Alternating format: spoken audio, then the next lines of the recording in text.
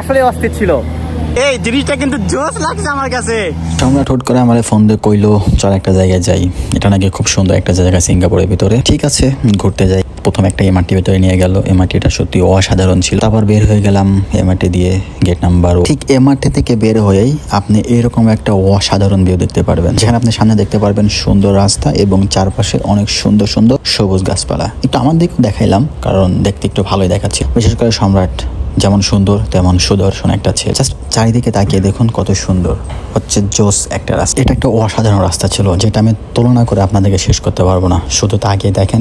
এবং আমার পিছনে যে বিল্ডিংটা দেখতে পাচ্ছেন অনেক লম্বা, এটা একটা অসাধারণ বিল্ডিং, গোলাকারের বিল্ডিং, সত্যি অসাধারণ। এই রাস্তা দিয়ে আমরা হাঁটতে হাঁটতে চলে যাব ভিতর দিকে। এবং আমার সামনে যে জায়গাটা দেখতে পাচ্ছেন এটা হচ্ছে রেসিডেন্সিয়াল একটা জায়গা, খুবই অসাধারণ। এবং এই পার্কটার ভিতর দিয়ে চাইলে অনেক ঘুরতে পারবেন, চারপাশটা সত্যি অসাধারণ। তখন সম্রাট আমার কইলো একটু তুই সামনে দেখাই তোরে ক্যামেরার ভিতরে কেমন লাগে।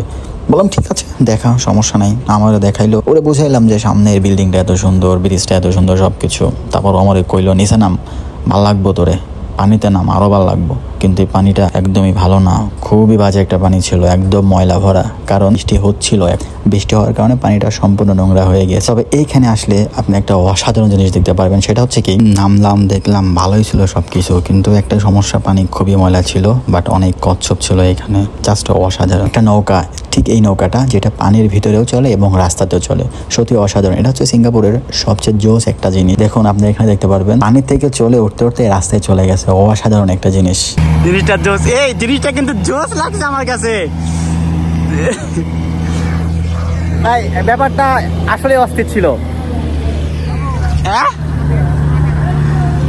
জিনিসটা কিন্তু জোস, ভাল লাগছে। মানে একটা আজব জিনিস না, রাস্তায় চলবে, পানিতেও চলবে।